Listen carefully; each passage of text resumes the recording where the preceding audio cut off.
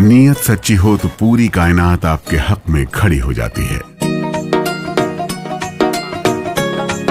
ਮਾਨ ਸਰਕਾਰ ਨੇ ਨਹਿਰੀ ਪਾਣੀ ਦੀ ਸਮੱਸਿਆ ਨੂੰ ਨਜਿੱਠਣ ਵਾਸਤੇ ਬਹੁਤ ਵਧੀਆ ਕੰਮ ਕੀਤੇ ਆ। ਸਾਡੇ ਖੇਤਾਂ ਨੂੰ ਪਾਣੀ ਪੂਰਾ ਲੱਗਣ ਲੱਗ ਪਿਆ ਜੀ। मांझा, मालवा, दुआबा और पुआध के इलाके दुआएं दे रहे हैं। ਮਾਨ ਸਰਕਾਰ ਦਾ ਬਹੁਤ ਬਹੁਤ ਧੰਨਵਾਦ ਕਰਦੇ ਹਾਂ। ਇਸ ਜੂਨ ਜੁਲਾਈ ਜਦੋਂ ਝੋਨੇ ਦੀ ਫਸਲ ਹੋਊਗੀ ਇਹ 85% ਤੇ पहुंच जाएंगे। सब अपने विरोध प्रदर्शन को दर्ज करा रहे हैं। आप बताइए कहाँ से आप आए? मैं दिल्ली से हूँ, समाज सेवी अनु शर्मा। और क्या कहना चाहते हैं शर्मा जी? मैं ये कहना चाह रहा हूँ कि ये जो आज आंदोलन के लिए युवा आए हुए हैं, ये पढ़ने वाले बच्चे हैं, पर ये मजबूर है। क्यों मजबूर है? क्योंकि आए दिन पेपर लीक हो रहे हैं। यहाँ पे देखिए लिस्ट है पूरी, ये पूरी लिस्ट है। केंद्र की, महाराष्ट्र में हुआ, बिहार में हुआ, उत्तर प्रदेश में हुआ, राजस्थान में हुआ, इसके बाद झारखंड में हुआ, गुजरात में हुआ, पंजाब में। कोई ऐसा राज्य नहीं जहाँ पर पेपर लीक नहीं हुआ हो। तो क्यों ऐसी व्यवस्था बनी हुई है कि जो लीक हो रहे हैं? शिक्षा जिस तरह से पेपर लीक हो रहे हैं, ये अपने आप में बड़ी जिम्मेदारी है। जो शिक्षा मंत्री है उनका कर्तव्य है कि इन पेपरों को लीक होने से बचाए। उनका किस लिए कुर्सी पे बैठे हैं वो? सोनम वांगचुक अनशन पर बैठेंगे।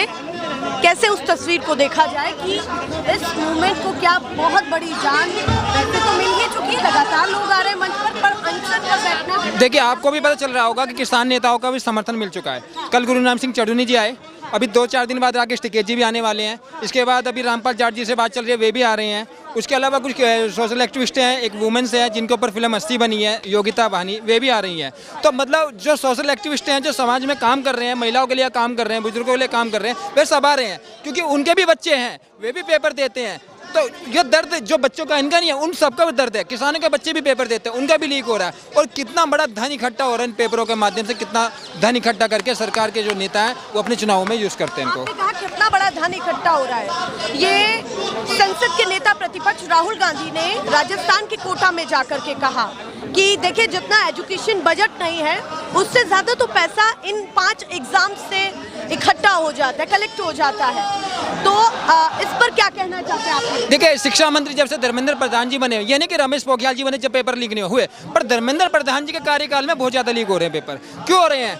क्या उनके इतने लाचार हो चुके हैं कि इस शिक्षा व्यवस्था को बार बार शर्मसार कर रहे हैं, बार बार पेपर लीक हो रहे हैं। मैंने आपको लिस्ट दिखाई, पता है कोई ऐसा राज्य है जो बचाओ? कोई राज्य नहीं बचा। शिक्षा मंत्री का कर्तव्य क्या होता है? अगर वो अपनी ड्यूटी नहीं निभा रहा है तो जल्दी से रिजाइन दे दे, नैतिकता के आधार पर एक इस्तीफा दे दे। आज वे बच्चे देखिए, आप सामने बच्चे मरे हैं, उनका भी परिवार है, उन परिवारों को सहायता दे, आर्थिक सहायता। मैं आपके चैनल के माध्यम से हाथ जोड़ के निवेदन करता हूँ भारत सरकार से, राज्य सरकारों से, उनके परिवार को आर्थिक सहायता दी जाए। खाप पंचायत का समर्थन मिलना, धनकर खाप की बातें निकल करके सामने आना कि 28 जून को हम यहाँ पर पहुँचेंगे। उसके साथ साथ बीकेयू के चढ़ूनी ग्रुप तो यहाँ पर आए ही, बीकेयू के और तमाम ग्रुप्स भी यहाँ पर आ रहे हैं। राकेश टिकैत को लेकर के क्या लगता है कि क्या वो भी आएंगे? आ रहे हैं, 4 दिन बाद आ रहे हैं, कन्फर्म हो गया है। उनसे बातचीत हो रही है, चल रही है बातचीत, अब वो आ रहे हैं 4 दिन। देखिए, किसान नेताओं, क्योंकि किसान हर तरफ से, क्योंकि देखिए हर तरफ से सपोर्ट मिला, क्योंकि बच्चे उनके भी हैं, पेपर वे भी देते हैं, उनके बच्चे भी देते हैं। दर्द उनका भी वही है जो यहाँ इन बच्चों का है, उन युवाओं का है। दर्द सबका समान है, क्योंकि आज देश की व्यवस्था ऐसी हो चुकी है, या आज अगर देश की सरकार कल उन्होंने चढ़ूनी जी ने बोला है कि या तो मोदी सरकार जी सुन लीजिए, एक ही मंत्री का इस्तीफे से मान जाइए धर्मेंद्र प्रधान के, नहीं तो आने वाले समय ऐसा ना हो कि मोदी सरकार को खुद मोदी जी को भी इस्तीफा देना पड़ जाए। बहुत बड़ी बात बोले गए हैं चढ़ूनी जी कि जिस तरह का माहौल है और जिस तरह से आंदोलन का माहौल ये बन रहा है, आने वाले समय में ऐसा हो सकता है ये अन्य आंदोलन, जेपी आंदोलन भी बन सकता है। हाँ, क्योंकि देख रहे हैं, क्योंकि किसान जो है, किसान आ गए हैं, मजदूर आ गए हैं, ड्राइवर आ गए हैं, महिलाएं आ गई, बुजुर्ग आ गए, सब आ रहे हैं, पंचायतें आ रही हैं। कोई ऐसी चीजें हैं यहाँ पर बैठी है। वहाँ पर मैं बात करूँ तो 4 दिन से पानी पी कर के वो भूख हड़ताल जारी रखे हुए। उन्होंने कहा कि मैं अन्न ग्रहण नहीं करूंगा, बात भी नहीं करूंगा, मौन व्रत भी रखूंगा। ने भी कोशिश करी इसकी खुलवाने की, अनशन की, पर वो नहीं माने। कह रहे ये जो सब लोग हैं जो कोशिश कर रहे हैं, ये सफल होगा? सफल होगा। ये कर्म से कर रहे हैं काम, निष्कर्म कर रहे हैं, कोई इनका स्वार्थ नहीं है, ये सबके लिए कर रहे हैं, कोई स्वार्थ हित के नहीं है। जो नेता बनते हैं अपनी गद्दी पे जब बैठते हैं तो वो अपने स्वार्थ सिद्ध करने के लिए बैठते हैं। अगर स्वार्थ नहीं है तो क्यों नहीं नैतिकता के आधार पर धर्मेंद्र प्रधान जी इस्तीफा दे देते हैं? अगर स्वार्थ नहीं है कुर्सी का तो क्यों इस्तीफा नहीं दे रहे हैं अभी तक? इतना प्रेशर बन चुका है, इतने युवा सड़कों पर उतर चुके हैं। इन बच्चों को जाके पढ़ना था पर मजबूर है सड़कों पर उतरने के लिए। सड़कों पर क्या उनको शौक पड़ रहा है कि गर्मी में बैठे हैं, धूप में बैठे हैं, बारिश में बैठे हैं, भूखे बैठे हैं? बताइए क्या शौक है इनको? कोई शौक है इनको? मजबूर है पर ये किस तरह की तस्वीरें यहाँ। बहुत धन्यवाद आपका। आप बताइए क्या कहना चाहते हैं, क्या मैसेज ड्रॉप कर रहे हैं बच्चों के लिए? हाँ, वो इस्तीफा देना चाहिए धर्मेंद्र प्रधान को। ये सबसे बड़ी मांग उस है। हाँ बिल्कुल। कल अनशन पर सोनम वांगचुक बैठने वाले हैं, क्या लगता है कि हाँ बिल्कुल, बदलेगी? हाँ बिल्कुल बदलेगी और वो सही कर रहे हैं। इससे पूरे वर्ल्ड में मैसेज जाएगा कि भारत हाँ केवल इंडिया तक की मैसेज नहीं। पूरा सोनम वांगचुक साइंटिस्ट है, पूरे वर्ल्ड में मैसेज जाएगा। और हम चाहते हैं कि धर्मेंद्र प्रधान इस्तीफा दे, वो अपनी जिम्मेदारी ले और नए ईमानदार लोग आए।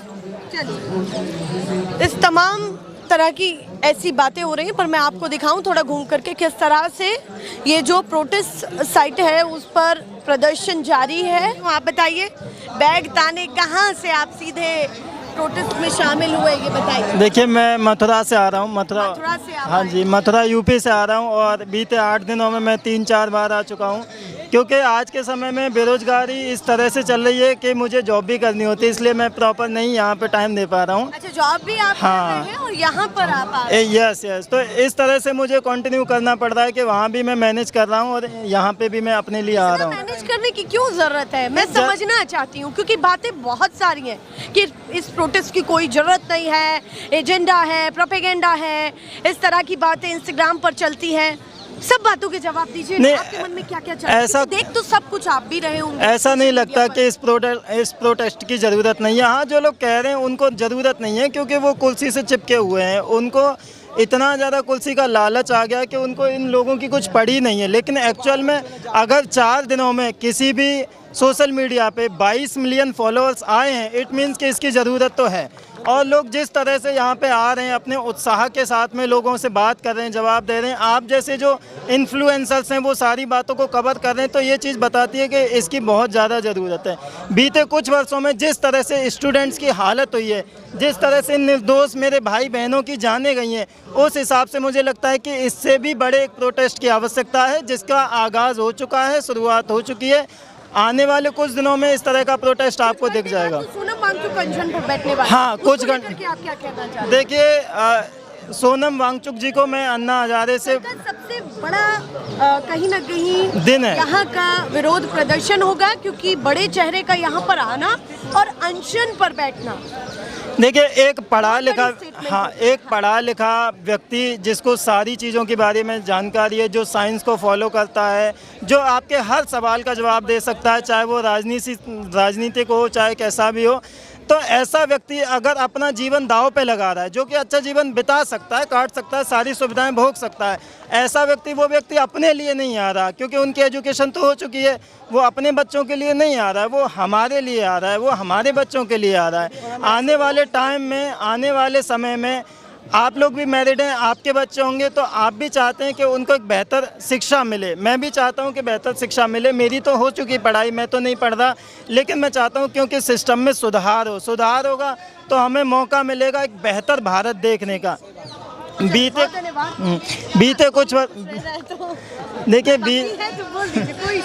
बीते कुछ वर्षों में मैंने भारत को एक अलग ही नज़रिए से देखा है। मैंने हिस्ट्री को बहुत अच्छे से पढ़ा है, मैं लोगों को बहुत अच्छे से समझता हूं, लेकिन बीते 10 सालों में जिस तरह से सरकार ने लोगों को निकम्मा बनाया है, उस तरह से पहले कभी भी मैंने नहीं देखा है और ना ही मैंने कभी किताबों में किसी को पाया है। आज के समय में अब धर्मेंद्र प्रधान पे मैं आता हूं, क्योंकि मैं उन्हीं के विरोध में आया हूं। उन्होंने एक बयान तो दे दिया कि हम सख्ती कर रहे हैं, लेकिन उनका जो ईगो है वो इस लेवल का है कि वो यहाँ नहीं आ सकते। वो हवाई जहाज़ में घूम के वहाँ जा सकते हैं, दूसरे राज्यों में जा सकते हैं, लेकिन वो यहाँ नहीं आ सकते। ये कैसे आएगी? क्या कह रहे हैं आप? मैं ये कह रहा हूँ, सरकार जब हमारे लिए सरकार होती, प्रधानमंत्री जब हमारे लिए प्रधानमंत्री होते, तब तो यहाँ आते, क्योंकि ये उनके बच्चे, उनके देश के नागरिक, उनके लोग हैं। वहाँ तो सीधे सीधे कह दिया जाता है ये उग्रवादी, आतंकवादी। सरकार के बीच में बैठा हुआ एक एजुकेशन मंत्री जिसे शिक्षा मंत्री कहा जाता है, वो शिक्षा मंत्री ये कह रहा है कि ये बच्चे उग्रवादी हैं। मैं कहता हूँ बच्चों सुन लो कान खोल के, उस शिक्षा मंत्री पे मुकदमा करो, क्योंकि उन्होंने तुम्हारे नागरिकता अधिकारों का हनन किया, तुम्हें अपराधी बोला है, तुम्हें आतंकवादी बोला है। और हमारे भारत के सीजीआई, आपने आंखें क्यों बंद कर रखी है?